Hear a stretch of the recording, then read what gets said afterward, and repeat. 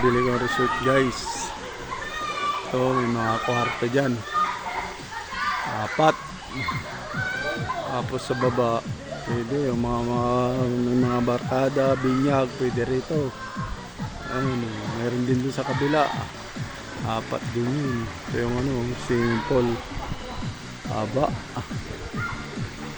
Ayan, palibutan ng puno. Oo, kung anong puno to.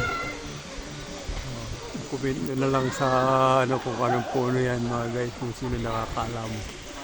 Alam mo, taas.